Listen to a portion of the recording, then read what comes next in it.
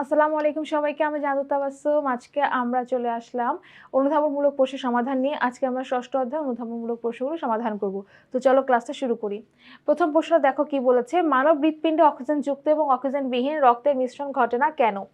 মানব হৃৎপিণ্ডে অক্সিজেনযুক্ত এবং অক্সিজেনবিহীন রক্তের মিশ্রণ ঘটে না, কারণ হচ্ছে আমাদের হৃৎপিণ্ডের ভিতরে নিলয় এবং অলিন্দের মাঝখানে একটা ছিদ্রপথ রয়েছে। সেই ছিদ্রপথ খোলা বা বন্ধ করার জন্য কিছু দরজা রয়েছে, যেটাকে আমরা বলি ভালভ বা কপাটিকা। এইটার জন্য মানব হৃৎপিণ্ডে কখনোই অক্সিজেনযুক্ত এবং অক্সিজেনবিহীন রক্তের মিশ্রণ ঘটে না। তো এখন আমরা একটু ব্যাখ্যাটা দেখি। ডান অলিন্দ এবং ডান নিলয়, এই দুইটার মধ্যবর্তী ছিদ্রপথ হচ্ছে 3 পাল্লা বিশিষ্ট। কয় পাল্লা বিশিষ্ট? 3 পাল্লা বিশিষ্ট ট্রাইকাসপিড ভালভ থাকে। কার মধ্যে? ডান অলিন্দ এবং ডান নিলয়ের মাঝখানে যে ছিদ্রপথ রয়েছে সেখানে 3 পাল্লা বিশিষ্ট ট্রাইকাসপিড ভালভ রয়েছে। আর বাম অলিন্দ বাম নিলয়, মানে আমাদের যে বাম পাশের যে অংশটা রয়েছে, বাম পাশের হৃৎপিণ্ডের যে অংশটা রয়েছে, সে বাম অলিন্দ এবং বাম নিলয় 2 পাল্লা বিশিষ্ট বাইকাসপিড ভালভ দিয়ে সুরক্ষিত থাকে। মনে রাখবা, ট্রাই মানে হচ্ছে 3 আর বাই মানে হচ্ছে গিয়ে 2। তাহলে ট্রাইকাসপিড ভালভ মানে হচ্ছে 3 পাল্লা বিশিষ্ট, বাইকাসপিড ভালভ মানে হচ্ছে কি 2টা পাল্লা বিশিষ্ট। তো এই যে 2টা ভালভ আমরা পেয়েছি, 2টা ভালভের জায়গায় এখন অলিন্দ যখন প্রসারিত হয় তখন শরীরের বিভিন্ন অংশ থেকে কার্বন ডাই অক্সাইড যুক্ত রক্ত প্রথমে হচ্ছে আমাদের ডান অলিন্দে আসে। আমরা জানি আমাদের হৃৎপিণ্ডের 4টা প্রকোষ্ঠ, ডান অলিন্দ, ডান নিলয়, বাম অলিন্দ, বাম নিলয়। তাহলে আমাদের ফার্স্টে ডান অলিন্দে আসে কার্বন ডাই অক্সাইড যুক্ত রক্ত, আর ফুসফুস থেকে অক্সিজেন যুক্ত রক্ত কোথায় আসে? বাম অলিন্দে আসে। তার মানে ডান অলিন্দ, আমি এখানে একটু ধরে বলছি যে এটা ডান পাশ, এটা বাম পাশ। তাহলে ডান অলিন্দে আসবে কার্বন ডাই অক্সাইড যুক্ত রক্ত, বাম পাশে আসবে হচ্ছে অক্সিজেন যুক্ত রক্ত। ঠিক আছে? এরপরে যখন অলিন্দ দুইটা হচ্ছে সংকুচিত হয় তখন হচ্ছে নিলয়টা প্রসারিত হয়। কেন? যখনই সংকুচিত হবে তখন কপাটিকা খুলে যাবে, খুলে গিয়ে তখন সেই রক্তটা তার পরবর্তী যে প্রকোষ্ঠ আছে, মানে হচ্ছে নিচের দিকে যে নিলয় রয়েছে সেখানে যাবে। তাহলে প্রথমে অলিন্দতে প্রবেশ করবে, তারপর হচ্ছে নিলয়ে প্রবেশ করবে। ব্যাপারটা হচ্ছে এরকম, আমি এখানে লিখি ডান অলিন্দ, এইভাবে কিন্তু বক্স করলে তখন তোমাদের বুঝতে সুবিধা হবে। ডান অলিন্দ, তার মানে এখান থেকে কার্বন ডাই অক্সাইড যুক্ত রক্ত এই জায়গা যাবে, আর এখান থেকে অক্সিজেন যুক্ত রক্ত এই জায়গায় প্রবেশ করবে, এবং যখন প্রবেশ করবে তখন হচ্ছে গিয়ে এই কপাটিকা ভেদ করে হচ্ছে নিচের প্রকোষ্ঠে আসবে, এবং অবশ্যই তখন নিলয় দ্বয় দুটোই হচ্ছে গিয়ে প্রসারিত হবে। ঠিক আছে? এরপরে কি হয়? এরপরে নিলয় কি করবে? নিলয় হচ্ছে সংকুচিত হয়ে যাবে, এবং নিলয় যখন সংকুচিত হয় তখন সেই রক্তটা নির্দিষ্ট পথে পাঠাবে। অর্থাৎ এই যে কার্বন ডাই অক্সাইড যুক্ত রক্ত ডান নিলয়ে আসছে, তখন এই কার্বন ডাই অক্সাইড যুক্ত রক্ত ডান নিলয় থেকে তোমার ফুসফুসে যাবে, আর এই যে বাম নিলয় যে অক্সিজেন যুক্ত রক্ত চলে আসছে, অক্সিজেন যুক্ত রক্ত হচ্ছে বাম নিলয় থেকে মহাধমনী পথে দেহের সবগুলো ধমনীতে পৌঁছে যাবে। এইভাবে করে তারা ট্রান্সপোর্ট করবে। তাহলে এই যে ট্রান্সপোর্ট করছে, এই যে এই সময়টাতে তখন রক্ত কি হয়? রক্ত যেটা আমি তোমাদেরকে বললাম যে একটা জায়গা থেকে আরেকটা জায়গায় যখন যাচ্ছে, ডান নিলয় থেকে কি করছে? ডান নিলয় থেকে ফুসফুসে যাচ্ছে। তো ফুসফুসে যাওয়ার সময় একটা ভালভ থাকে। আবার যখন বাম নিলয়ের অক্সিজেনযুক্ত রক্ত রয়েছে সেখান থেকে যখন মহাধমনী পথে প্রবেশ করবে তখন সেখানে একটা ভালভ থাকবে, কপাটিকা থাকে। তো এই যে কপাটিকাগুলো থাকছে, এটার মাধ্যমে কি হয়? রক্ত সবসময় এক মুখে যায়। এক মুখে মানে কি? একটা রাস্তায় যাবে, একদিকে যাবে। এটা কখনো ইউ টার্ন নিবে না, বা এটা কখনো হচ্ছে দ্বিমুখীভাবে চলবে না। রক্ত যেদিকে যাবে সেদিকেই এটা স্রোতটা সেদিকেই যাবে। তো রক্ত এই কপাটিকাগুলোর জন্য রক্ত কি হয়? একমুখীভাবে প্রবাহিত হয়, এবং যখন একমুখীভাবে প্রবাহিত হয় তখন কখনোই এদের মধ্যে, অর্থাৎ অক্সিজেনযুক্ত রক্ত এবং অক্সিজেনবিহীন রক্তের মধ্যে কখনোই মিশ্রণ ঘটে না, কারণ এরা ইউ টার্নও নেয় না। আবার রক্তের কপাটিকা যখন যাবে, একটা পথে যাবে, তখন এই কপাটিকাগুলো কিন্তু বিপরীত, ওই রক্তগুলো যখন কপাটিকার মধ্য দিয়ে বিপরীত দিকে আসতে চায় তখন কপাটিকাগুলো বন্ধ হয়ে যাবে। ব্যাপারটা হচ্ছে এরকম যে এরকম থাকবে। তো এটা মনে করো গেল, যাওয়ার পরে রক্তটা গেল, এখন রক্ত যখন বিপরীত থেকে আসতে যাবে তখন এটা আটকে যাবে। তার মানে কি? ওইটা ব্যাক করারও কোনো সিস্টেম নাই, এবং মিশ্রিত হওয়ারও কোনো সিস্টেম নাই। এরপরের প্রশ্ন দেখো, ধমনী এবং শিরার মধ্যে দুটি পার্থক্য লিখো। ধমনী শিরার মধ্যে দুটো পার্থক্য হচ্ছে, প্রথমে আমরা একটা সংজ্ঞা দিব। যেসব রক্তনালীর মাধ্যমে সাধারণত অক্সিজেন সমৃদ্ধ রক্ত হৃৎপিণ্ড থেকে সারা দেহে বাহিত হয় তাকে ধমনী বলে। তার মানে কি? ধমনী হচ্ছে ভালো রক্ত বহন করে, অর্থাৎ অক্সিজেনযুক্ত রক্ত বহন করে। আর শিরা কি? উল্টাটা। উল্টাটা মানে হচ্ছে গিয়ে যেসব নালী দিয়ে রক্ত দেহের বিভিন্ন অংশ থেকে হৃৎপিণ্ডে ফেরত আসে তাদেরকে শিরা বলা হয়। বানানটা ঠিক করে দিলাম। তার মানে শিরা হচ্ছে দেহের বিভিন্ন জায়গা থেকে কার্বন ডাই অক্সাইড যুক্ত রক্ত নিয়ে আমাদের হৃৎপিণ্ডে নিয়ে আসবে, তাদেরকে বলা হচ্ছে কি শিরা। ঠিক আছে? আম, তোমরা চাইলে যেটা করতে পারো সেটা হচ্ছে এইখানে লিখতে পারো যেসব নালী দিয়ে কার্বন ডাইঅক্সাইড যুক্ত রক্ত দেহের বিভিন্ন অংশ থেকে হৃৎপিণ্ডে ফিরে আসে। কার্বন ডাইঅক্সাইড যুক্ত রক্ত, তাহলে একই সাথে আমার পারপাসটাও শেয়ার করা হয়ে গেল যে কি ধরনের রক্তটা বহন করে, কাজটা কি, ঠিক আছে। তাহলে যেসব নালী দিয়ে কার্বন ডাইঅক্সাইড যুক্ত রক্ত দেহের বিভিন্ন অংশ থেকে হৃৎপিণ্ডে ফেরত আসবে তাকে বলা হয় শিরা। এবং ধমনীটা উল্টা, অর্থাৎ অক্সিজেন সমৃদ্ধ রক্ত বহন করে। ধমনীর আরেকটা পার্থক্য হচ্ছে ধমনীতে কপাটিকা থাকে না, মানে কি ধমনীতে কোনো দরজা থাকে না, এটা মনে রাখবা। ধমনীতে কোনো দরজা থাকে না এবং এর নালীপথ হচ্ছে কি সরু, সরু থাকার কারণে কিন্তু দরজাটা নাই, কারণ দরজা রাখার মতো তো জায়গা থাকা লাগবে। তো এই জন্য ধমনী সরু দেখে এতে কপাটিকা নাই। আর এটা উল্টাটা হচ্ছে শিরা, এতে নালীপথ একটু চওড়া, এজন্য তাদের কপাটিকার প্রয়োজন হয়। এরপরে প্রশ্ন দেখো, চুলের মতো সূক্ষ্ম রক্তনালীর ব্যাখ্যা করো। চুলের মতো সূক্ষ্ম কোনটা? আমাদের কৈশিক নালিকা যেটা, সেটাই হচ্ছে কি চুলের মতো সূক্ষ্ম। পেশি তন্তুতে চুলের মতো অতি সূক্ষ্ম রক্তনালী দেখা যায়, এগুলোকে বলা হয় কৈশিক জালিকা বা কৈশিক নালী। এখন কৈশিক নালী কিভাবে তৈরি হয় সেটাই আমরা ব্যাখ্যা করব। কৈশিক নালী একদিকে ক্ষুদ্রতম ধমনী এবং অন্যদিকে ক্ষুদ্রতম শিরার মধ্যে সংযোগ স্থাপন করে। তার মানে ধমনী থেকে তোমার কিছু ছোট ছোট সূক্ষ্ম সূক্ষ্ম জালি তৈরি হবে, তারপরে শিরা তৈরি হয়। অর্থাৎ ধমনী এবং শিরার মধ্যে সংযোগ স্থাপন করছে কে? কৈশিক জালিকা। ফলে ধমনী শাখা প্রশাখায় বিভক্ত হয়ে ক্রমে ক্রমে সূক্ষ্ম থেকে সূক্ষ্মতর কৈশিক নালিকাতে পরিণত হবে এবং এর প্রত্যেকটা কোষকে পরিবেষ্টন করে রাখে। এখন তোমাদের মনে হতে পারে যে এত সূক্ষ্ম সূক্ষ্ম কৈশিক নালীর প্রয়োজন কেন? কারণ হচ্ছে আমাদের সকল দেহের অঙ্গ কিন্তু একই সাইজের না। যেমন আমরা হাত পার দিকে তাকাচ্ছি, এটা কিন্তু বেশ বড় অঙ্গ, বা হৃৎপিণ্ড বড় অঙ্গ, বা হচ্ছে গিয়ে কিডনি বড় অঙ্গ, কিন্তু যখন আমাদের অক্সিজেন সরবরাহের জন্য সূক্ষ্ম সূক্ষ্ম জায়গায় এটা পাঠানোর প্রয়োজন হয়, খুবই সূক্ষ্ম সূক্ষ্ম জায়গায় অক্সিজেন বলো, খাদ্য বলো, মানে গ্লুকোজ বলো, ভিটামিন বলো, মিনারেলস বলো, এগুলো পাঠানোর প্রয়োজন হয়, তখন সূক্ষ্ম নালী ছাড়া কখনোই পাঠানো যাবে না। অর্থাৎ বড় বড় ধমনী বা বড় বড় শিরা সেটা কিন্তু সব জায়গায় পৌঁছাতে পারবে না। আমাদের দেহের ভিতরে এমনও অনেক অঙ্গ আছে যেগুলোকে আনুবীক্ষণিক যন্ত্রের সাথে দেখার প্রয়োজন হয়।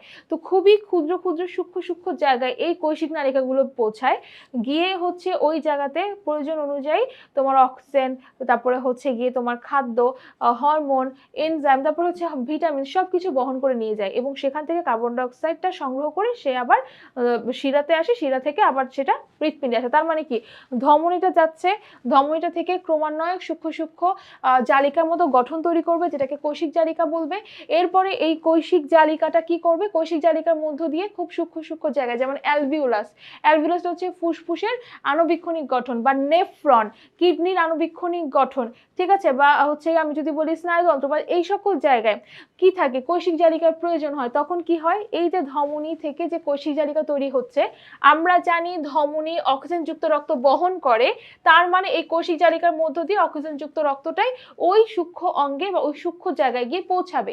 পৌঁছানোর পরে সেখানে প্রয়োজন অনুযায়ী অক্সিজেন সরবরাহ করবে এবং সেখান থেকে কার্বন ডাইঅক্সাইডটাকে গ্রহণ করে সে কি করবে?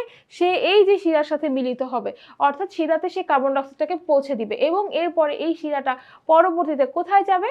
পরবর্তীতে হচ্ছে গিয়ে তোমার হৃৎপিণ্ডে ফেরত আসবে, হৃৎপিণ্ড থেকে তোমার হচ্ছে গিয়ে ফুসফুসে গিয়ে এই কার্বন ডাইঅক্সাইড থেকে দেহ থেকে বের করে দিবে। অনেক লম্বা প্রসেস। তো এই কারণেই আমাদের কৈশিক জালিকার প্রয়োজন আছে এবং কৈশিক জালিকার প্রাচীর অত্যন্ত পাতলা, পাতলা হওয়ার জন্য, এই পাতলা প্রাচীর হওয়ার জন্য কি হয়? রক্তে দ্রবীভূত সকল বস্তু ব্যাপন প্রক্রিয়ায় কোষে প্রবেশ করে। ব্যাপন প্রক্রিয়া মানে বেশি ঘনত্বের জায়গা থেকে কম ঘনত্বের জায়গায় যখন কোনো দ্রব্য যাবে সেটাকেই বলা হয় ব্যাপন প্রক্রিয়া। অর্থাৎ ব্যাপন প্রক্রিয়ার মাধ্যমে তোমার অক্সিজেন এবং কার্বন ডাইঅক্সাইড আদান প্রদান করে, ঠিক আছে। এটা তোমরা হচ্ছে অধ্যায়ের সাথে খুব ভালো মতো পড়বা। এরপরে প্রশ্ন দেখো, আদর্শ রক্তচাপ বলতে কি বোঝায়? রক্ত প্রবাহের সময় ধমনিকায় যে চাপ সৃষ্টি হয় তাকে রক্তচাপ বলে। আমরা জানি আমাদের যে রক্ত সেটা যখন রক্তনালীর মধ্য দিয়ে যাবে তখন একটা চাপ সৃষ্টি হয়, ধমনিকায় চাপ সৃষ্টি করে, এটাকেই রক্তচাপ বলা হয়। পরিণত বয়সে একজন মানুষের আদর্শ রক্তচাপ সাধারণত 120/80, অর্থাৎ এখানে হচ্ছে সিস্টোলের চাপ, সিস্টোলের চাপটা হচ্ছে সবচেয়ে বেশি হয়, কারণ সংকোচন হয়, তো হৃৎপিণ্ড যখন সংকুচিত হবে তখন চাপটা একটু বেশি লাগে, এটাকে সিস্টোলিক চাপ বলে। তো এই জন্য মানটা হচ্ছে 120, আর ডায়াস্টোলিক চাপ হচ্ছে প্রসারিত হয়, ফুসফুস হৃৎপিণ্ড যখন প্রসারিত হয় তখন সেখানে চাপটা কম থাকে। যেমন যখন একটা বেলুন তুমি ফুলাবা তখন বাতাসটা ভরছে, সেটা বেলুনটা আস্তে আস্তে কি হচ্ছে, বড় হচ্ছে, তার মানে জায়গাটা বেশি নিচ্ছে, ওইখানে কি হচ্ছে, চাপটা কম থাকে। তো এই জন্য চাপের মানটা এখানে কম, এটা 80, ডায়াস্টোলিক মানটা হচ্ছে 80 হবে। তাহলে এই যে 120 বা 80 মিলিমিটার মানের কাছাকাছি একটা মানুষের আদর্শ রক্তচাপ হয়। রক্ত প্রবাহের সময় ধমনী গাত্রে যদি রক্তের সিস্টোলিক চাপের মান 120 বা এর কিছু নিচে, যেমন 118 হতে পারে, 116 হতে পারে, এবং ডায়াস্টোলিক চাপের মান 80 বা এর নিচে হয়, যেমন 75 হতে পারে, 79 হতে পারে, বা এর কাছাকাছি হয়, তখন তাকে বলা হয় আদর্শ রক্তচাপ। এই চাপটা হৃৎপিণ্ডের দুটি বিটের মাঝামাঝি সময় রক্তনালীতে সৃষ্টি হয়। তার মানে যে আমাদের যে হৃৎপিণ্ডের দুটো বিট হয়, ডিপ ডিপ যে মানে টিপ টিপ যে বিটটা হবে, বা হচ্ছে গিয়ে লাভ ডাব যে বিটটা হবে, সে বিটের মাঝামাঝি সময় আমাদের রক্তনালীতে সৃষ্টি হয়। এরপরে প্রশ্নটা খেয়াল করো, 29 নাম্বার, উচ্চ রক্তচাপকে নীরব ঘাতক বলা হয় কেন? আচ্ছা, রক্তচাপ তো আমরা বুঝলাম যে রক্তচাপটা কি, যে ধমনীর গাত্রে যখন চাপের সৃষ্টি হয় সেটাকে বলা হচ্ছে রক্তচাপ। কিন্তু উচ্চ রক্তচাপ কি? উচ্চ রক্তচাপ হচ্ছে যেটা বেশি, যে রক্তচাপটা বেশি হচ্ছে, অর্থাৎ স্বাভাবিকের চেয়ে যদি বেশি রক্তচাপ হয় তখন তাকে বলা হয় উচ্চ রক্তচাপ। এখন এই উচ্চ রক্তচাপ কখন হয় বা কেন হয়? উচ্চ রক্তচাপ হচ্ছে একটা নীরব ঘাতক। কারণ কি, দেখা যায় কি, যাদের হচ্ছে হৃদরোগ থাকে, যাদের কোলেস্টেরল হাই থাকে, বা যদি কোনো কারণে ডায়াবেটিসের গ্লুকোজের মাত্রা অনিয়ন্ত্রিত থাকে, চর্বি জাতীয় খাবার যদি বেশি খায়, তখন দেখা যায় একটা টাইম পরে, এবং অবশ্যই যদি কেউ স্ট্রেসে থাকে বা খুব চিন্তায় থাকে, তখন যেটা হয় যে তার যে ব্লাড প্রেশারটা বা তার যে রক্তচাপটা স্বাভাবিক থাকার কথা সেটা স্বাভাবিক থাকে না, তার রক্তচাপটা একটু হাই থাকে বা বেশি থাকে। তো দেখা যায় কি, এই উচ্চ রক্তচাপ সাধারণত হৃদরোগ এবং স্ট্রোকের অন্যতম প্রধান কারণ। অর্থাৎ এই উচ্চ রক্তচাপ দীর্ঘদিন যাবত যদি কোনো মানুষের শরীরে থাকে, সেটা একসময় গিয়ে কখনো স্ট্রোকের রূপ নিতে পারে বা কখনো হৃদরোগের রূপ নিতে পারে, কোনো ভয়ানকভাবে অ্যাটাক দিতে পারে। তো 50% ক্ষেত্রে উচ্চ রক্তচাপ হলে আক্রান্ত ব্যক্তি কোনো লক্ষণ প্রকাশ পায় না, বরং মস্তিষ্কের কি হয়, রক্তক্ষরণ ঘটে, তখন কিছু বুঝে ওঠার আগে স্ট্রোক বা হার্ট অ্যাটাক হয়ে যায়। অর্থাৎ যখন উচ্চ রক্তচাপে একটা মানুষ থাকে, অনেক সময় দেখা যায় কি, কোনো লক্ষণ থাকে না, বোঝা যায় না। যেমন আমার নিজের মায়ের ক্ষেত্রে যখন উচ্চ রক্তচাপ যখন ধরা পড়লো, তার কিন্তু কোনো রকমের সিমটম নেই, সে কিন্তু দিব্যি কাজ করে যাচ্ছে, সকাল থেকে সন্ধ্যা রাত পর্যন্ত কাজ করে যাচ্ছে। হঠাৎ করে একদিন প্রেশার মাপার পরে তখন দেখো যে আসলে তার হাই প্রেশার। কয়েকদিন পরে দেখা গেল আসলেই এটা 1 সপ্তাহ যাবত সেম ভাবে হাই প্রেশার রয়েছে। যদি আইডেন্টিফাই না করা যেত, তার একটা সময় গিয়ে দেখা যেত হয়তো হার্ট অ্যাটাক হয়ে যেত অথবা স্ট্রোক হয়ে যেত। উচ্চ রক্তচাপ যদি নিয়ন্ত্রণে না থাকে, তাহলে সেইটা আমাদের যে ব্রেন আছে, ব্রেনে যে সূক্ষ্ম সূক্ষ্ম রক্তনালী আছে, সেখানে রক্তের চাপ তৈরি হয়। ওই রক্তের চাপটা যখন বেশি হবে, তখন ওই উচ্চ রক্তচাপের জন্য তখন ওই কি হয়, সূক্ষ্ম সূক্ষ্ম যে নালীটা বা ধমনী যেটা, সেই ধমনীটা ছিঁড়ে যেতে পারে। তো সেটাই কিন্তু পরবর্তীতে আমরা বলি স্ট্রোক হয়েছে। তার মানে কি, যে উচ্চ রক্তচাপ থাকলে অবশ্যই ডক্টরের পরামর্শ নিতে হবে, ওষুধ খেতে হবে, এবং হচ্ছে নিয়ন্ত্রিত জীবন ব্যবস্থা চলতে হবে। এরপরে প্রশ্ন দেখো, উচ্চ রক্তচাপ কেন হয় ব্যাখ্যা করা। আচ্ছা, কেন হয় এটা কিন্তু একটু আগে আমি আমার উত্তর বোঝানোর সময় বলে দিয়েছিলাম, তারপর আবার বলছি। রক্ত চলাচলের সময় রক্ত জালিকা গাত্রে স্বাভাবিকের চেয়ে বেশি রক্তচাপ সৃষ্টি হয়, তাকে উচ্চ রক্তচাপ বলে, সেটা আমরা জানি। নিম্নের কারণসমূহ কি কি? কিছু কারণ রয়েছে। রক্ত যদি গ্লুকোজের মাত্রা অনিয়ন্ত্রিত থাকে, তার মানে কারো যদি ডায়াবেটিস হচ্ছে অনিয়ন্ত্রিত অবস্থায় থাকে, তাহলে তার ক্ষেত্রে হতে পারে। যদি রক্তনালীতে চর্বি জমে যায়, অর্থাৎ চর্বি জমাট বেঁধে শক্ত হয়ে যায় বা প্লাক হয়ে যায়, তখনও হতে পারে। অধিক স্নায়বিক চাপ থাকলে, অধিক স্নায়বিক চাপ মানে কোনো স্ট্রেসে থাকলে, চিন্তায় থাকলে, সেটাকে হচ্ছে স্নায়বিক চাপ বলা হয়। ধূমপানের যদি অভ্যাস থাকে, দেহের ওজন যদি বেড়ে যায়, অথবা অধিক মাত্রায় লবণ খায়, কিছু কিছু মানুষ রান্না করে ফেলার পরও কাঁচা লবণ খায় অনেক বেশি, এটাও যদি কন্টিনিউয়াসলি খায়, তাহলেও কিন্তু তার উচ্চ রক্তচাপ হওয়ার ঝুঁকি থাকে। তার মানে এই সকল কারণ হচ্ছে উচ্চ রক্তচাপের কারণ, আমরা এখানে পয়েন্ট করে দিতে পারি। পরের প্রশ্ন হচ্ছে, মানবদেহে কোলেস্টেরলের ভূমিকা কি? কোলেস্টেরল হাইড্রোকার্বন কোলেস্টেইন থেকে উৎপন্ন একটা যৌগ। এটি লিপোপ্রোটিন নামক যৌগ সৃষ্টির মাধ্যমে রক্তে প্রবাহিত হয়। তার মানে কোলেস্টেরল হাইড্রোকার্বন সেটা হচ্ছে কোলেস্টেইন থেকে উৎপন্ন হয়, এবং এটা লিপোপ্রোটিন নামের একটা যৌগ তৈরির মাধ্যমে রক্তে প্রবাহিত হচ্ছে, এবং এটা কোলেস্টেরল খুবই গুরুত্বপূর্ণ আমাদের জন্য। অনেকে মনে করে আচ্ছা কোলেস্টেরল কোনো দরকার না, এটা তেল, এটা আমাদের শরীরে কোনো কাজে লাগে না। না, কোলেস্টেরল অনেক কাজে লাগে। কিরকম কাজে লাগে? উচ্চ শ্রেণীর প্রাণীজ কোষের, বিশেষ করে মানবদেহের একটা গুরুত্বপূর্ণ উপাদান হলো কোলেস্টেরল। কি কি কাজ করে? কোলেস্টেরল মানবদেহের জনন হরমোন অ্যান্ড্রোজেন এবং ইস্ট্রোজেন তৈরি করে, অর্থাৎ মানে তৈরিতে সাহায্য করে। অর্থাৎ যদি কোলেস্টেরল না থাকে পর্যাপ্ত পরিমাণে, তাহলে কিন্তু একটা মানুষের ইস্ট্রোজেন তো মেয়েদের হরমোন, আর ছেলেদের হরমোন হচ্ছে অ্যান্ড্রোজেন। তাহলে ছেলেদের ক্ষেত্রে অ্যান্ড্রোজেন হরমোন তৈরি হবে না, মেয়েদের ক্ষেত্রে ইস্ট্রোজেন হরমোন তৈরি হবে না। যদি হরমোনটা তৈরি না হয়, তাহলে কিন্তু প্রজনন ক্ষেত্রে বা প্রজননে কিন্তু সে ভূমিকা রাখতে পারবে না। তারপরে দেখো অ্যাড্রেনাল গ্রন্থির হরমোন। অ্যাড্রেনাল গ্রন্থি কোথা থাকে? কিডনির ওপরে থাকে, এবং পিত্তরস তৈরিতে কোলেস্টেরল বেশি ভূমিকা রয়েছে। অ্যাড্রেনাল গ্রন্থির যে হরমোনটা রয়েছে সেটা তৈরিতেও কোলেস্টেরল ভূমিকা রাখে। আরেকটা হচ্ছে গিয়ে পিত্তরস। পিত্তরস কোথা থেকে উৎপন্ন হয়? যকৃৎ থেকে তৈরি হয়। তো যকৃৎ থেকে যে পিত্তরসটা তৈরি হচ্ছে, সেখানেও কোলেস্টেরল ছাড়া তৈরি হবে না। আর পিত্তরসের কাজ কি? পিত্তরসের কাজ হচ্ছে আমরা যে তেল জাতীয় খাবার খাই বা চর্বি জাতীয় খাবার খাই, যেমন হচ্ছে যে আমরা যে রান্নাগুলো করছি সেটা তেল থাকে, এগুলো ভাঙতে সাহায্য করে হচ্ছে গিয়ে পিত্তরস। তার মানে কি, যদি পিত্তরস তৈরি না হয়, তাহলে আমাদের দেহে এই তেল জাতীয় খাবার হজম হবে না। অর্থাৎ কোলেস্টেরলের অনেক ভূমিকা রয়েছে। এরপরে দেখো, সূর্যের আলোর উপস্থিতিতে চামড়ার কোলেস্টেরল থেকে ভিটামিন ডি তৈরি হয়, যা রক্তের মাধ্যমে কিডনিতে গিয়ে ভিটামিন ডি এর কার্যকর রূপে পরিণত হয়, আবার রক্তে ফিরে আসে। আমাদের চামড়ার নিচে কি থাকে? কোলেস্টেরল থাকে, চর্বি থাকে। আমরা যে বলি না যে সূর্যের আলোতে থাকবেন ভিটামিন ডি পাওয়ার জন্য, তো ভিটামিন ডি কিভাবে তৈরি হয়? সূর্যের আলোটা যখন আমাদের ত্বকের উপর পড়বে, তখন এই যে কোলেস্টেরল যেটা, সেখান থেকে ভিটামিন ডি তৈরি হবে। তো ভিটামিন ডি তৈরি অনেক প্রসেস রয়েছে, মানে অনেক ধাপ রয়েছে। সেটা কি হয়? আমাদের রক্তের মাধ্যমে কিডনিতে যাবে, কিডনিতে গিয়ে হচ্ছে ভিটামিন ডি এর কার্যকর রূপে পরিণত হবে। আমাদের দেহে ভিটামিন ডি অকার্যকর রূপে থাকে, অর্থাৎ সক্রিয় অবস্থায় থাকে না, এটা হচ্ছে সক্রিয় করে। ঠিক আছে? আবার যকৃৎ কিন্তু ভিটামিন ডি তৈরির ক্ষেত্রে ভূমিকা রাখে। তাহলে ভিটামিন ডি তৈরি করার জন্য আমাদের অবশ্যই কোলেস্টেরল প্রয়োজন আছে।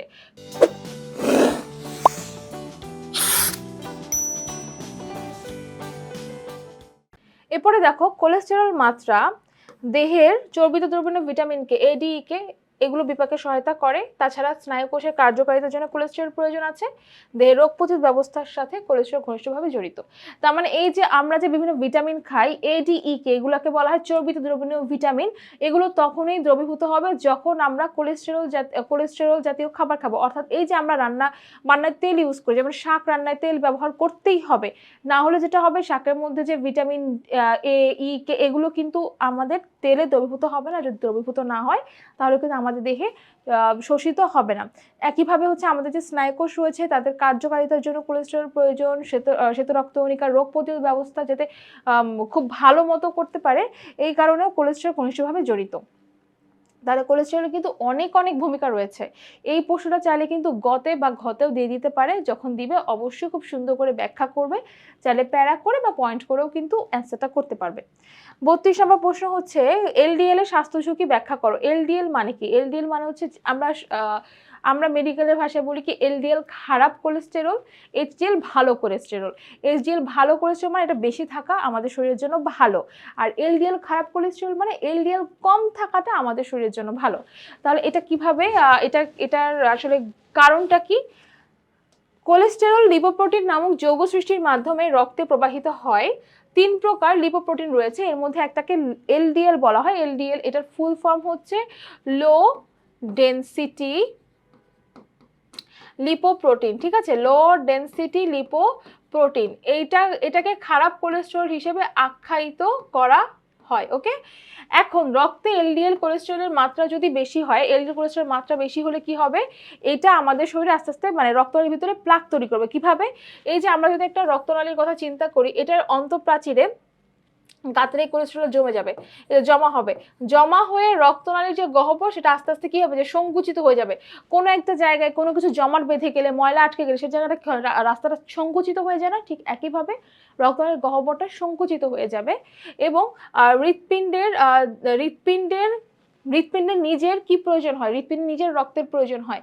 তখন হৃৎপিণ্ডের ভিতরে বা হৃৎপেশিতে যে রক্ত সরবরাহ করে, তাকে বলা হয় করোনারি ধমনী। আমি আবারও বলছি, হৃৎপিণ্ডের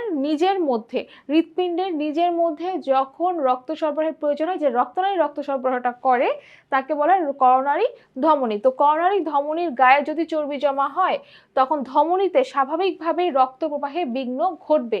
যদি এখানে আস্তে আস্তে চর্বি জমে জায়গাটা বন্ধ করে দেয়, এটার মধ্য দিয়ে যে রক্ত যাওয়ার কথা, রক্তের মধ্যে কি থাকে, অক্সিজেন থাকে, খাদ্য থাকে, এটাও কিন্তু আর যেতে পারবে না। যখন যেতে পারবে না, তখন কি হচ্ছে, এই করোনারি ধমনীকাতে চর্বি জমা হয়ে স্বাভাবিক রক্ত প্রবাহে বাধা দিবে, যে না তুমি তো আর যেতে পারছো না, তুমি এখানে এভাবেই থাকো, এখানে রক্তগুলো জমাট বেঁধে যাবে। এর ফলে এই রক্তনালীটা মনে করো সরাসরি হৃৎপিণ্ডে যাচ্ছে, তো এই হৃৎপিণ্ডে যাচ্ছে, তখন আর হৃৎপিণ্ডে ওই অংশটাতে যেতে পারবে না।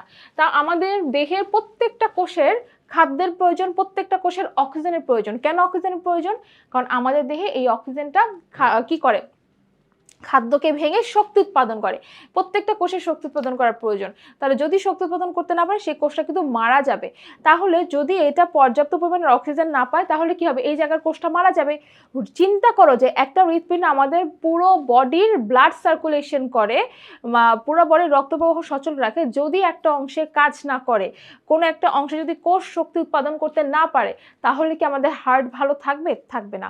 আমাদের বুকে ব্যথা হবে না? তখন অবশ্যই বুকে ব্যথা হবে। তখন এই ব্যথাটা আস্তে আস্তে কাঁধ থেকে ঘাড়ে ছড়িয়ে পড়বে। তখন আমরা ওই অবস্থাটাকে কি বলছি, অ্যানজিনা বলছি বা বুকে ব্যথা বলছি। পরবর্তীতে অবস্থা বেশি খারাপ হলে সেটা হার্ট অ্যাটাকের রূপ নিতে পারে। তার মানে অবশ্যই একটা ছোট্ট একটা ঘটনা থেকে কিন্তু একটা বড় ঘটনার দিকে মোড় নিবে। তাহলে আমরা এভাবেই অ্যান্সারটা সাজাবো যে হৃৎপিণ্ডের করোনারি ধমনীকাতে চর্বিটা জমা হলে ধমনীতে স্বাভাবিক রক্তপ্রবাহে বিঘ্ন ঘটে, ফলে হৃৎপিণ্ড কি হয়, পর্যাপ্ত অক্সিজেন এবং খাদ্যসার না পাওয়ায় ক্ষতিগ্রস্ত হয় এবং হৃদরোগের ঝুঁকি বাড়ায়। রক্তে এর পরিমাণ বেশি থাকা ক্ষতিকর, তার মানে এলডিএল এর পরিমাণ বেশি থাকলে এই ধরনের স্বাস্থ্য ঝুঁকি কিন্তু দেখা দিতে পারে। আচ্ছা, এরপরে প্রশ্নটা খেয়াল করো, প্রশ্নটা একটু কাছাকাছি প্রশ্ন, তার মানে আমরা এই উত্তরটা এখানেও দিতে পারি। অতিরিক্ত কোলেস্টেরল মানবদেহের জন্য ক্ষতিকর কেন? কোলেস্টেরল হলো হাইড্রোকার্বন কোলেস্টেরল থেকে উৎপন্ন একটা যৌগ। এটি লিপোপ্রোটিন নামক যৌগ সৃষ্টির মাধ্যমে রক্তে প্রবাহিত হয়। অতিরিক্ত কোলেস্টেরল রক্ত প্রবাহে বিঘ্ন ঘটার ফলে হচ্ছে মানবদেহে বিভিন্ন ধরনের জটিলতার সৃষ্টি হয়। এটা আমরা একটু চেঞ্জ করে লিখব, বিঘ্ন ঘটানোর ফলে। অতিরিক্ত কোলেস্টেরল যখন রক্তবাহে বিঘ্ন ঘটাবে, তখনই কিন্তু দেখা যায় মানবদেহে বিভিন্ন ধরনের জটিলতার সৃষ্টি হয়। এবং ফার্স্টে আমরা কোলেস্টেরল সম্পর্কে একটু জ্ঞান দিব, যে কোলেস্টেরলটা কি। এর আগের কয়েকটা প্রশ্নে কিন্তু আমি কোলেস্টেরলের ব্যাখ্যা দিয়েছি। কোলেস্টেরল হলো হাইড্রোকার্বন কোলেস্টেরিন থেকে এক ধরনের উৎপন্ন যৌগ। এটা লিপোপ্রোটিন নামক যৌগ সৃষ্টি করে, যেটা রক্তে প্রবাহিত হচ্ছে। 3 ধরনের লিপোপ্রোটিন রয়েছে, high density lipoprotein, low density lipoprotein, একটা হচ্ছে কি ট্রাইগ্লিসারাইড। হৃৎপিণ্ডের করোনারি ধমনী গাত্রে চর্বি জমা হলে ধমনীতে স্বাভাবিক রক্ত প্রবাহে বিঘ্ন ঘটে, ফলে হৃৎপিণ্ড পর্যাপ্ত অক্সিজেন এবং খাদ্যসার না পাওয়ায় ক্ষতিগ্রস্ত হয়। তার মানে এই যে একই কথা, এর আগের প্রশ্ন উত্তরটা এই প্রশ্ন উত্তরটা একদম সেম। কি হচ্ছে, হৃৎপিণ্ডের যে করোনারি ধমনী রয়েছে, এই করোনারি ধমনীগুলো কি হৃৎপিণ্ডে রক্ত সরবরাহ করে। এই করোনারি ধমনীতে কোনো কারণে যদি চর্বি জমে যায়, চর্বি জমে কি হয়, রাস্তাটা যদি বন্ধ করে দেয়, তখন সেখান থেকে আর রক্তটা যেতে পারে না। আমরা জানি রক্তের মধ্যে অক্সিজেন, খাদ্যসার, তারপর হচ্ছে ভিটামিন মিনারেল সবকিছু মিক্স অবস্থায় থাকে। তো রক্ত না যাওয়া মানে অক্সিজেন না যাওয়া, খাদ্য না যাওয়া। তার মানে এই রাস্তা দিয়ে তোমার ওই হৃৎপিণ্ডের ওই অংশে, স্পেসিফিক অংশে তখন আর অক্সিজেন প্রবেশ করতে পারছে না। অক্সিজেন প্রবেশ করতে না পারার কারণে, খাদ্যসার প্রবেশ করতে না পারার কারণে যেটা হচ্ছে, সেই জায়গার কোষটা ধীরে ধীরে মরে যাবে অক্সিজেনের অভাবে। তো যখন রক্ত সরবরাহ কমে যাবে, এখানে অবশ্যই রক্ত চলাচল কমে যায়। যখন রক্ত চলাচল কমে যায়, তখন কিন্তু সেই জায়গাটাতে বুকে ব্যথা অনুভব হয়। এটাকে, এই অবস্থাকে বলা হয় অ্যানজিনা বা অ্যানজাইনা। এছাড়া ধমনীর গায়ে যদি বেশি রক্ত জমাট বাঁধে, সেই ক্ষেত্রে কিন্তু রক্ত প্রবাহ বাধাগ্রস্ত হয়, ফলে করোনারি হৃদরোগের আশঙ্কা কিন্তু অনেক গুণে বেড়ে যাবে। তার মানে রক্তনালীতে যদি চর্বি জমে যায়, তাহলে কিন্তু অ্যানজাইনা থেকে শুরু করে হার্ট অ্যাটাক বলো বা হচ্ছে হৃৎপিণ্ডের যত রোগ বলো, সেগুলো কিন্তু স্টার্ট হয়ে যেতে পারে। এরপরে প্রশ্ন দেখো কি বলেছে, হার্ট অ্যাটাক কেন হয়। হৃৎপিণ্ডের মধ্য দিয়ে রক্ত চলাচলের সময় কোনো অংশের রক্তপ্রবাহ যদি হঠাৎ বন্ধ হয়ে যায়, সেই অংশে পেশি ক্ষতিগ্রস্ত হলে ওই যে অবস্থা সৃষ্টি হয় তাকে বলা হচ্ছে হার্ট অ্যাটাক। তার মানে হচ্ছে হৃৎপিণ্ডের মধ্য দিয়ে যখন রক্ত চলাচল করছে তখন কোনো একটা অংশে ক্ষতিগ্রস্ত হয়ে রক্তপ্রবাহ বাধাগ্রস্ত হচ্ছে, রক্তপ্রবাহ বন্ধ হয়ে গেছে, তখন এখানে যে পেশিটা আছে এই পেশিটা যদি ক্ষতিগ্রস্ত হয়, সেখানে মনে করো হাতের এই পেশিটা হতে পারে, অন্য জায়গায় কোনো পেশি হতে পারে, তখন যে অবস্থা সৃষ্টি হয় তখন তাকে বলা হয় হার্ট অ্যাটাক। এখন যখন কারো হৃদযন্ত্রের কোনো অংশে রক্ত জমাট বাঁধার কারণে রক্তপ্রবাহ বন্ধ হয়ে যায় বা বাধাগ্রস্ত হয়, তখন হৃৎপিণ্ডের কোষ ক্ষতিগ্রস্ত হয় অথবা হৃৎপেশি ক্ষতিগ্রস্ত হয়। মানে হৃৎপেশি বলতে হৃৎপিণ্ডের যে পেশিটা সেটা ক্ষতিগ্রস্ত হয়। যখন এরকম ক্ষতিগ্রস্ত হচ্ছে তখন দেখা যায় মায়োকার্ডিয়াল ইনফ্রাকশন তৈরি হয় অথবা কখনো করোনারি থ্রম্বোসিস ইত্যাদি সমস্যার সৃষ্টি হয়, ফলে হার্ট অ্যাটাক হয়। অর্থাৎ এটা হার্টের বিভিন্ন ডিজিজের অবস্থাটাকে নির্দেশ করছে।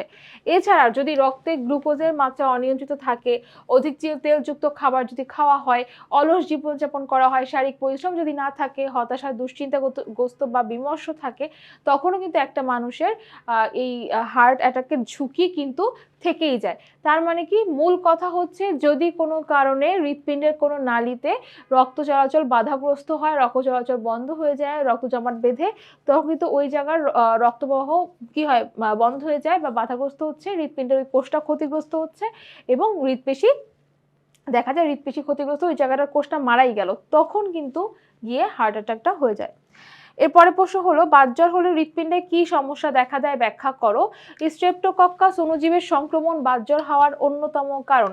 সাধারণত শিশুকালেই দেখা যায় বাতজ্বর রোগের আক্রমণ শুরু হয় এবং দেহের অনেক অঙ্গ প্রত্যঙ্গ বিশেষ করে হৃৎপিণ্ড আক্রান্ত হয়। স্ট্রেপ্টোকক্কাস জীবাণু হচ্ছে, এটা হচ্ছে একটা ব্যাকটেরিয়া, ঠিক আছে। এই ব্যাকটেরিয়া যদি কোনো কারণে বাচ্চাদের শরীরে প্রবেশ করে তখন হচ্ছে বাতজ্বর হওয়ার চান্স থাকে। দেখা যায় দেহের বিভিন্ন অঙ্গ প্রত্যঙ্গ, যেমন হচ্ছে ফুসফুস হতে পারে বা হচ্ছে হৃৎপিণ্ড হতে পারে, এগুলো কিন্তু আক্রান্ত হয়। হৃৎপিণ্ড যদি এই রোগে সম্পূর্ণভাবে আক্রান্ত নাও হয়, হৃৎপেশি এবং হৃৎপিণ্ডের কপাটিকা বা ভালভ অনেক সময় ক্ষতিগ্রস্ত হয়, ফলে হৃৎপিণ্ড যথাযথভাবে পাম্প করতে পারে না এবং দেহে রক্ত প্রবাহের পরিমাণ কমে যায়। যদি হৃৎপিণ্ড আক্রান্ত হয় তখন তো তোমার দেহে অলরেডি হচ্ছে রক্তপ্রবাহ বন্ধ হয়ে যায় বা রক্তপ্রবাহ ঠিকমতো হবে না। আবার মনে করো হৃৎপেশি যদি ক্ষতিগ্রস্ত হয় বা হৃৎপিণ্ডের যদি ভালভ বা কপাটিকা ক্ষতিগ্রস্ত হয়, কপাটিকার কাজ কি, রক্ত একদিকে চলাচল করা বা একটা ঘর থেকে একটা প্রকোষ্ঠ থেকে আরেকটা প্রকোষ্ঠে নিয়ে যাওয়া, যখন সেটাও করতে পারবে না, যদি কপাটিকা বা ভালভ নষ্ট হয়ে যায়, হৃৎপেশি নষ্ট হয়ে যায়, তখন কিন্তু এই কাজটা করা সম্ভব হবে না। হৃৎপিণ্ড ঠিকভাবে রক্ত পাম্প করতে পারবে না, সেকেন্ডে যেরকম মানে এটা যেমন হচ্ছে যতবার পাম্প করার কথা সেটা না করে তখন কি হবে, কম পরিমাণে পাম্প করবে, ফলে দেহে রক্ত প্রবাহের পরিমাণটা কমে যাবে। তো দেখা যায় এই রোগের চিকিৎসা না করালে কিন্তু এটা পরবর্তীতে অনেক বেশি শিশুকে ক্ষতিগ্রস্ত করে ফেলে। এরপরে প্রশ্ন দেখো, সঠিক জীবনধারা হৃদযন্ত্রকে সুস্থ রাখে ব্যাখ্যা করো। অবশ্যই সুস্থ রাখবে। সুস্থ সবল সুন্দর জীবনধারণের জন্য প্রয়োজন একটি সুস্থ হৃদযন্ত্র। মানুষ পৃথিবীতে ভূমিষ্ঠ হওয়ার আগে থেকে তার হৃৎপিণ্ড কাজ করা শুরু করে এবং মৃত্যুর পূর্ব মুহূর্ত পর্যন্ত নির্দিষ্ট গতিতে চলতে থাকে। মানুষের বাঁচা মরায় হৃদযন্ত্রের ভূমিকা কিন্তু গুরুত্বপূর্ণ। হৃদযন্ত্র সুস্থ রাখার জন্য সঠিক জীবনধারা এবং খাদ্য নির্বাচনের প্রয়োজন রয়েছে। নানা ধরনের তেল এবং চর্বি জাতীয় খাদ্য হৃদযন্ত্রের কার্যক্রমকে ব্যাহত করে। প্রথম কথা হচ্ছে, আমরা কিন্তু বেঁচে আছি বলা যায় যে হৃদযন্ত্রে রক্ত পাম্প করার কারণে, ঠিক কিনা। যদি আমাদের হৃদযন্ত্রে রক্ত পাম্প করা বন্ধ করে দেয়, আমরা কিন্তু সেদিন থেকে আর বেঁচে থাকতে পারবো না। আমাদের মৃত্যুর পূর্ব মুহূর্ত পর্যন্ত হৃৎপিণ্ড একটা নির্দিষ্ট ছন্দে নির্দিষ্ট গতিতে তার কাজ করতে থাকে, নির্দিষ্ট ছন্দে হচ্ছে রক্ত পাম্প করতে থাকে। একদিক থেকে অক্সিজেনযুক্ত রক্ত আসবে, একদিক থেকে কার্বন ডাইঅক্সাইডযুক্ত রক্ত বের হয়ে যাবে। তো হৃদযন্ত্রকে সুস্থ রাখার জন্য দেখা যায় কি, সঠিক জীবনযাত্রা হচ্ছে, সঠিক জীবনধারার প্রয়োজন, খাদ্য নির্বাচনের প্রয়োজন। আমি এখানে শব্দটা ঠিক করে দিয়েছি। এখন হৃদযন্ত্রের কার্যক্রমকে কারা ব্যাঘাত সৃষ্টি করে, কারা ব্যাহত করে, কারা হচ্ছে বাধা দেয়। এই যে যদি অতিরিক্ত পরিমাণে তেল চর্বি জাতীয় খাবার খাওয়া হয়, এরা বাধা দিবে। যদি তোমার হচ্ছে অতিরিক্ত শর্করা গ্রহণ করা হয়, এটা বাধা দিবে। যদি আমরা কোনো কাজ না করি, সারাদিন অলস বসে থাকি, তাহলে কিন্তু এটাও আমাদের হৃদযন্ত্র ক্রিয়াকে ব্যাহত করবে। শুধু তাই না, যদি কেউ ধূমপান করে বা হচ্ছে কেউ যদি হচ্ছে সারাদিন হচ্ছে টিভির সামনে বসে আছে, সারাদিন হচ্ছে মোবাইল ফোন স্ক্রল করছে, খুব বেশি চিন্তায় রয়েছে, ডিপ্রেশনে রয়েছে, তাদেরও কিন্তু হৃদযন্ত্র ক্ষতিগ্রস্ত হবে, ঠিক আছে? কারণ কি এই সব কিছুর একসাথে ইফেক্টটা গিয়ে পড়ে আমাদের হার্টের উপরে এবং আমাদের হার্টকে সুস্থ রাখা কিন্তু আমাদেরই দায়িত্ব। তাহলে যে সকল কারণে আমাদের হার্ট অসুস্থ হয়ে যেতে পারে, তার কাজটা ব্যাহত হয়ে যেতে পারে, সেই কাজগুলো না করলেই কিন্তু আমাদের হৃদযন্ত্র সুস্থ থাকবে। এখন আমরা একটু দেখি ব্যাখ্যাটা কিভাবে লেখা হয়েছে। নানা ধরনের তেল বা চর্বি জাতীয় খাদ্য হৃদযন্ত্রের কার্যক্রমকে ব্যাহত করে, যেটা তোমাদের বললাম। রক্তের কোলেস্টেরল হৃৎপিণ্ডের রক্তনালীতে প্রতিবন্ধকতা সৃষ্টি করে হৃদযন্ত্রের ক্ষতি করে। এই যে দেখো, বুকে ব্যথা, মায়োকার্ডিয়াল ইনফার্কশন, করোনারি থ্রম্বোসিস বিভিন্ন ধরনের রোগবালাই সৃষ্টি করতে পারে।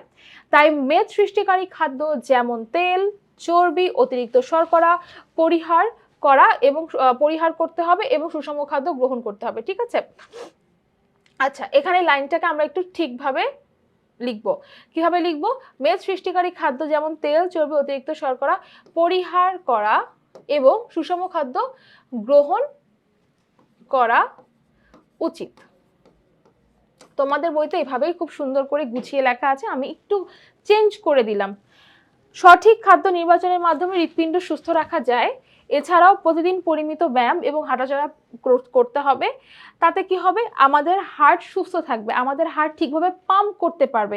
ঠিক আছে? যদি আমরা হাঁটাহাঁটি করি, যদি আমরা মনে করো সুষম খাদ্য গ্রহণ করি, পরিমিত ব্যায়াম করি, তাহলে কিন্তু আমাদের হার্ট আমার হার্টটা কি বলবে যে নির্দিষ্ট সময় নির্দিষ্ট গতিতে আমার কিন্তু রক্তটা পাম্প করতে হবে যাতে সে ভালো থাকে। এতে হৃৎপিণ্ডের রক্ত সঞ্চালন স্বাভাবিক থাকবে, সুস্থ জীবন লাভের পাশাপাশি হৃৎপিণ্ড কি থাকবে? সুস্থ থাকবে। তাহলে এইভাবে বা এই পদ্ধতিতে যদি আমরা চলি, আমাদের হৃৎপিণ্ড সুস্থ থাকবে। এবং আমি প্রথমেই বলেছি, হৃৎপিণ্ড সুস্থ রাখার দায়িত্ব কার? আমাদের প্রত্যেকটা অঙ্গ, শুধু হৃৎপিণ্ড না, ফুসফুস বলো, পাকস্থলী বলো, কিডনি বলো, আমাদের চোখ বলো, কান বলো, ব্রেন বলো, সবকিছু সুস্থ রাখার দায়িত্ব আমাদের। সুস্থ রাখার জন্য কি করতে হবে? এই যে কথাগুলো এখানে বলা আছে, এগুলো কিন্তু শুধু হৃৎপিণ্ডের জন্য প্রযোজ্য তা কিন্তু না, আমাদের পুরো দেহের অঙ্গ প্রত্যঙ্গের ক্ষেত্রেও কিন্তু প্রযোজ্য। আমরা অবশ্যই সুষম খাবার গ্রহণ করব, অতিরিক্ত শর্করা জাতীয় খাবার, অতিরিক্ত তেল চর্বি জাতীয় খাবার খাবো না, বাইরের খাবারগুলো খাবো না। আমরা একটু নির্দিষ্ট সময় ব্যায়াম করব, অথবা আমরা যদি একটু হাঁটাহাঁটিও করি, তাও কিন্তু আমাদের জন্য ভালো। একটু খেলাধুলা করব, সকালে তাড়াতাড়ি ঘুম থেকে উঠবো, রাতে খুব দ্রুত ঘুমিয়ে পড়বো, 12টা-1টার মধ্যে ঘুমিয়ে পড়বো, 11টা-12টার মধ্যে ঘুমিয়ে পড়বো। তো বেশি পরিমাণ পানি খেতে হবে, শাকসবজি ফলমূল খেতে হবে। তাহলে কি হবে? তাহলে আমাদের দেহের প্রত্যেকটা অঙ্গ প্রত্যঙ্গ কিন্তু সুস্থ থাকবে। তাহলে আশা করি আজকের ক্লাসে তোমরা অনেক ভালো করে বুঝেছো। তোমাদের এরকম করে প্রত্যেকটা ক্লাসেই কিন্তু কিউআর কোড রয়েছে, তোমরা যে কোনো কিউআর কোড স্ক্যান করে সেই প্রশ্নটার সমাধান কিন্তু পেয়ে যাচ্ছ। আজকের ক্লাসটা আমি এখানে শেষ করে দিচ্ছি। সবাই ভালো থাকবে, সুস্থ থাকবে। আল্লাহ হাফেজ সবাইকে।